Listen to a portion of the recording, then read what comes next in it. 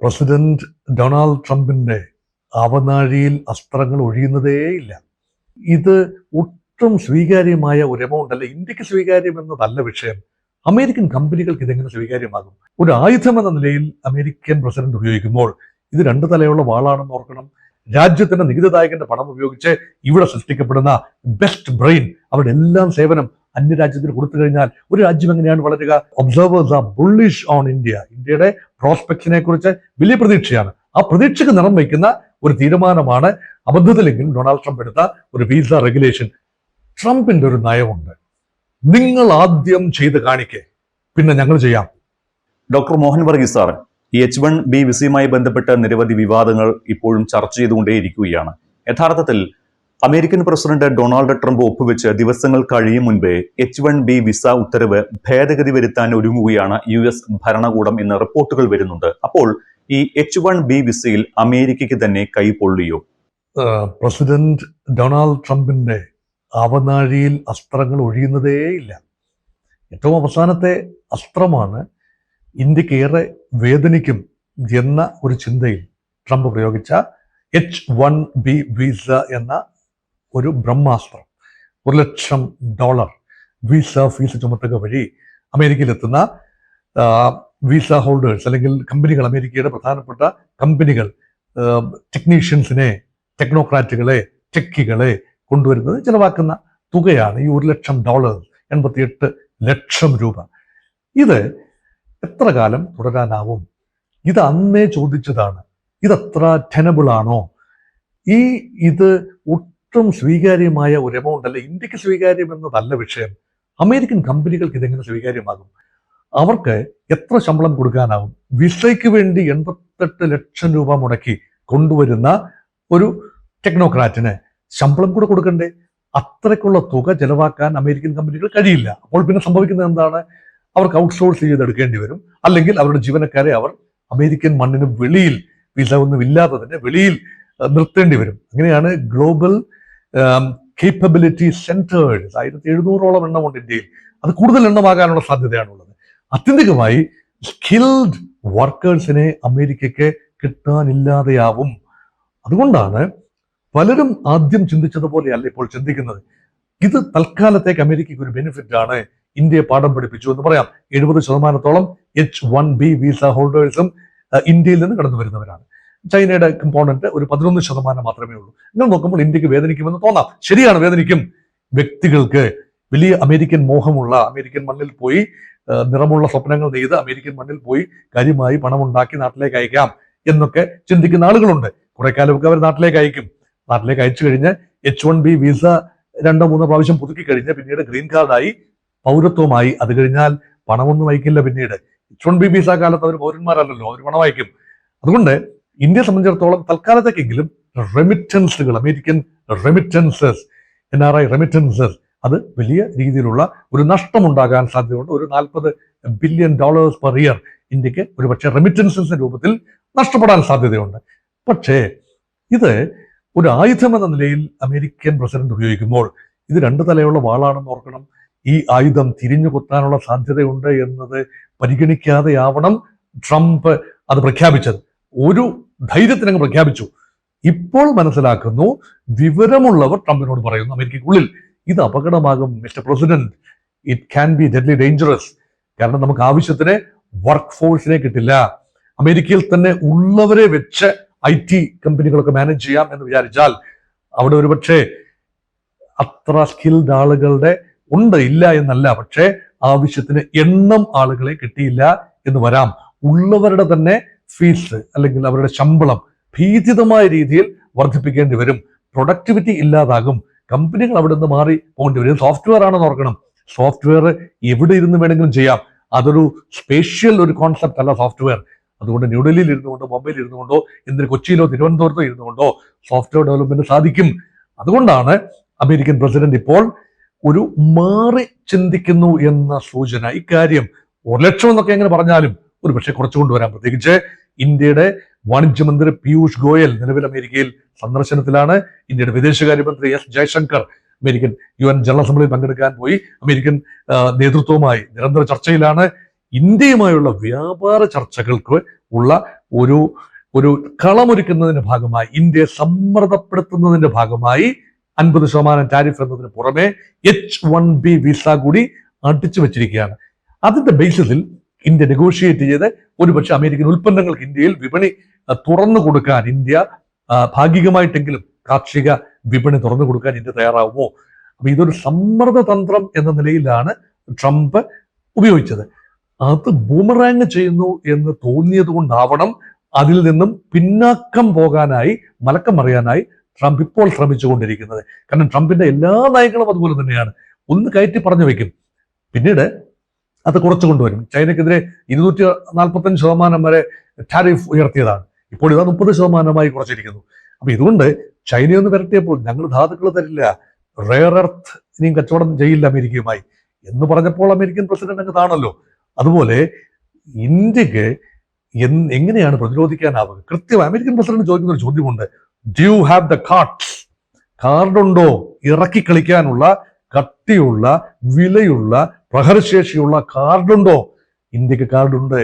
ആ കാർഡിന്റെ പേരാണ് ഹ്യൂമൻ റിസോഴ്സ്, മാനവ ശേഷി, technically skilled and professionally qualified equipped. മാനവശേഷിയുണ്ട്. ലോകത്തുള്ള ഏറ്റവും അധികം എണ്ണം സോഫ്റ്റ്വെയർ എഞ്ചിനീയേഴ്സിനെ ചേൺ ഔട്ട് ചെയ്യുന്നത് ഇന്ത്യയാണ്. അത് ഗുണമേന്മയുള്ള ഉൽപ്പന്നങ്ങൾ തന്നെയാണ്. ഇന്ത്യൻ ടെക്കീസ് ആണല്ലോ അവസാനം സുന്ദർ പിച്ചയും ഇന്ദ്രനുയും ഇവരെല്ലാം തന്നെ അമേരിക്കൻ കമ്പനികളുടെയൊക്കെ തലപ്പത്തെത്തിയ പല ആളുകളും ഇന്ത്യൻ വംശജരാണ് എന്ന് ഓർക്കണം. അമേരിക്കയിൽ ചെന്ന് പൗരത്വം എടുത്ത് കാണാം, പക്ഷെ അവർ ഇന്ത്യൻ വംശജരാണ്. അതുകൊണ്ട് ഇന്ത്യയുടെ ഒരു ക്വാളിറ്റി, ഇന്ത്യയുടെ വർക്ക് ഫോഴ്സിന്റെ, ഇന്ത്യൻ പോപ്പുലേഷന്റെ, ഇന്ത്യൻ ഹ്യൂമൻ റിസോഴ്സിന്റെ ക്വാളിറ്റിയെ തുച്ഛീകരിച്ച് കാണാനും ആവില്ല. അതും അമേരിക്ക അറിയാം. America wants India and India's technically skilled people more than Indians need America.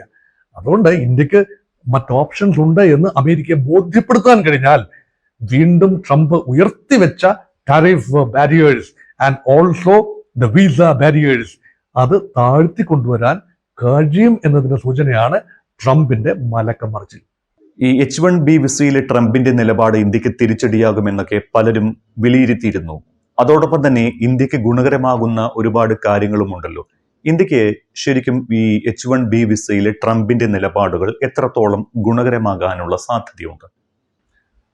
Urvashi ശാപം ഉപകാരമാവുമോ എന്നതാണ് ചോദ്യം.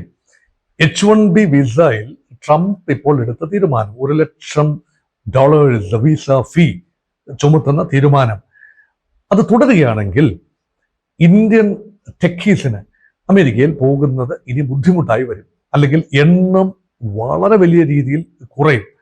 അങ്ങനെ കുറഞ്ഞു കഴിഞ്ഞാൽ ആ ആളുകൾ, ടെക്നിക്കലി സ്കിൽഡ് ആളുകൾ, കമ്പ്യൂട്ടർ പ്രൊഫഷണൽസ് ആണ് കൂടുതലും. അതിൽ ഡോക്ടേഴ്സും ഉണ്ടാകാം, എഞ്ചിനീയേഴ്സ് ഉണ്ടാകാം, മറ്റ് പ്രൊഫഷണലുകൾ ഉണ്ടാകാം. അപ്പം നല്ലപോലെ പരിശീലനം ലഭിച്ച നല്ല ഷാർപ്പ് മൈൻഡ്സ് ആണ്. അവരുടെ സേവനം ഇന്ത്യക്ക് ലഭിക്കാനുള്ള സാധ്യതയാണ്.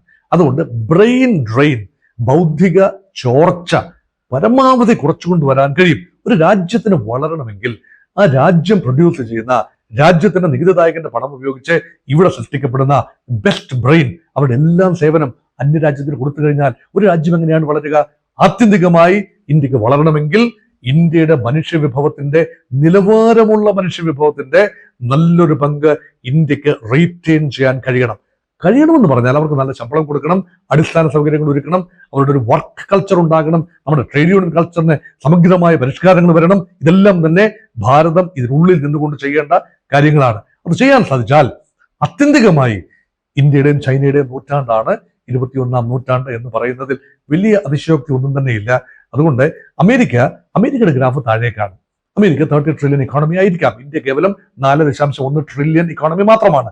പക്ഷെ വളർച്ചാ നിരക്ക്, ഭാവി വളർച്ചാ നിരക്കും ഡെമോഗ്രാഫിക് ഡിവിഡൻഡും ആലോചിക്കുമ്പോൾ people are observers are bullish on India. ഇന്ത്യയുടെ പ്രോസ്പെക്ട്സിനെ കുറിച്ച് വലിയ പ്രതീക്ഷയാണ്. ആ പ്രതീക്ഷയ്ക്ക് നിറം വയ്ക്കുന്ന ഒരു തീരുമാനമാണ് അബദ്ധത്തിലെങ്കിലും ഡൊണാൾഡ് ട്രംപ് എടുത്ത ഒരു വിസ റെഗുലേഷൻ. ഒരുപക്ഷെ the much needed jolt, the much needed shock ഇന്ത്യക്ക് ലഭിച്ചിരിക്കുന്നു. ആ ഷോക്കിൽ നിന്നും, താൽക്കാലിക ഷോക്കിൽ നിന്നും മോചനം നേടുകയും അത് ഊർജ്ജമായി കണ്ടെത്തി ഇന്ത്യക്ക് മുന്നോട്ട് പോകാൻ കഴിയുകയും ചെയ്താൽ ഇന്ത്യക്ക് തീർച്ചയായും ഇന്ത്യയുടെ അന്തരീക്ഷം ഒരു ടെക്നിക്കൽ, നോക്കൂ, ഇത് ഇന്ത്യ ഒരു അഗ്രേറിയൻ ബേസ് ആയിരുന്നു. പിന്നീട് അത് ഇന്ത്യക്ക് ഒരു ഇൻഡസ്ട്രിയൽ ക്ലൈമറ്റ് ഉണ്ടായി. ഇപ്പോഴും 50% താഴെ ഉള്ളൂ പിന്നെ കൃഷിയുടെ വിഡ്ത്ത്. 65% ഇപ്പോൾ 55% മാറി. ഇപ്പോൾ വളർന്നുകൊണ്ടിരിക്കുന്ന സെഗ്മെന്റ് എന്ന് പറയുന്നത് സർവീസ് സെക്ടറാണ്. സർവീസ് സെക്ടറിലാണ് ഇപ്പോൾ ടെക്നിക്കലി സ്കിൽഡ് ആളുകൾ പ്രവർത്തിക്കുന്നത്. ആ ടെക്നിക്കലി സ്കിൽഡ് ആളുകൾ ഇന്ത്യയിൽ കൂടുതലായി തങ്ങി നിൽക്കണം. ഇന്ത്യൻ മൾട്ടിനാഷണൽസ് ഉണ്ടാവണം. പ്രൊഡക്ഷൻ ബേസ്ഡായി ഇന്ത്യ മാറണം. അമേരിക്കയുടെ പ്രൊഡക്ഷൻ ബേസിലേക്ക് ഇന്ത്യ ഇതിനാണ് സംഭാവന ചെയ്യുന്നത്. Let India be a production base, not only agricultural production and industrial production, but also the tertiary sector production. അതാണ് സോഫ്റ്റ്വെയർ ഉൾപ്പെടെ ഹെൽത്ത്, എഡ്യൂക്കേഷൻ, സോഫ്റ്റ്വെയർ ഇതെല്ലാം തന്നെ സർവീസ് സെക്ടറാണ്, ടെർഷറി സെക്ടറാണ്. അത് മുന്നോട്ട് പോകണമെങ്കിൽ അവിടെയാണ് ലാഭക്ഷമത, അവിടെയാണ് വളർച്ച. അതുകൊണ്ട് വികസിത ലോകം, വികസിത് ഭാരത് ബൈ 2047 സാധ്യമാക്കണമെങ്കിൽ ഇത് വളരെ പ്രധാനമാണ്. അതുകൊണ്ട് വിസ റെഗുലേഷൻ ഇപ്പോൾ ഇന്ത്യക്ക് ആത്യന്തികമായി ഗുണമായി ഭവിക്കാനുള്ള സാധ്യതയാണ് കാണുന്നത്. യുദ്ധ സ്പോൺസർമാരായ ഇന്ത്യക്കും ചൈനയ്ക്കുമെതിരെ കൂടുതൽ തീരുവ ചുമത്തണമെന്ന് യൂറോപ്യൻ രാജ്യങ്ങളോട് ട്രംപ് ആവശ്യപ്പെട്ടിട്ടുണ്ടായിരുന്നു. UN പൊതുസഭാ സമ്മേളനത്തിൽ സംസാരിക്കുമ്പോഴാണ് ട്രംപ് ഇങ്ങനെയൊരു ആവശ്യം മുന്നോട്ട് വെച്ചത്. ശരിക്കും ട്രംപ് ഇന്ത്യയോട് വീണ്ടും പകപോക്കൽ തുടരുമോ? ട്രംപിന്റെ ഒരു നയമുണ്ട്, നിങ്ങൾ ആദ്യം ചെയ്ത് കാണിക്കേ, പിന്നെ ഞങ്ങൾ ചെയ്യാം.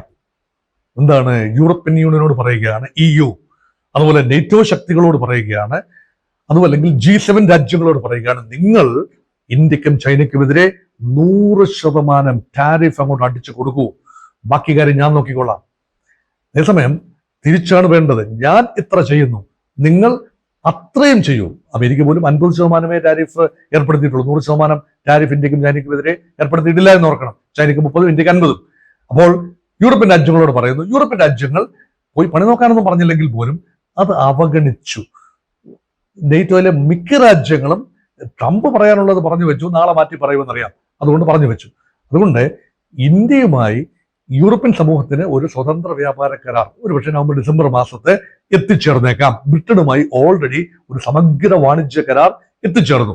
അതുകൊണ്ട് ഇനിയിപ്പോൾ വികസിത ലോകത്തെ, പ്രത്യേകിച്ച് പാശ്ചാത്യ ലോകത്തെ മൊത്തമായി നമുക്ക് ഒരു ബ്ലോക്കായി എടുക്കാനാവില്ല. അമേരിക്കൻ താല്പര്യം വേറെ, യൂറോപ്യൻ താല്പര്യം വേറെ, അതിനുള്ളിൽ തന്നെ ബ്രിട്ടീഷ് താല്പര്യം വേറെ. അതുകൊണ്ട് സെഗ്മെന്റ് ചെയ്ത് പാശ്ചാത്യ ലോകം ട്രംപിന്റെ ഈ ടാരിഫ് യുദ്ധത്തിൽ ഒരു പരിധിവരെ വിഘടിച്ചു നിൽക്കുന്നു. അതുകൊണ്ട് ട്രംപ് പറയുന്ന എല്ലാ കാര്യങ്ങളും അച്ചട്ടായിട്ട് ചെയ്തുകൊള്ളണം എന്ന ഒരു നേർച്ചയൊന്നും തന്നെ യൂറോപ്യൻ രാജ്യങ്ങൾക്കില്ല. ഇത് ഇന്ത്യക്കും അറിയാം. അതുകൊണ്ടാണ് ട്രംപിന് പറയാൻ മാത്രമേ കഴിയൂ ടാരിഫ് അടിച്ചു കൊടുക്കണമെന്ന്. അതുകൊണ്ട് ഇത് നിർബന്ധിച്ച് യൂറോപ്പിനെ കൊണ്ട് അത് ചെയ്യിക്കാൻ ആവില്ല.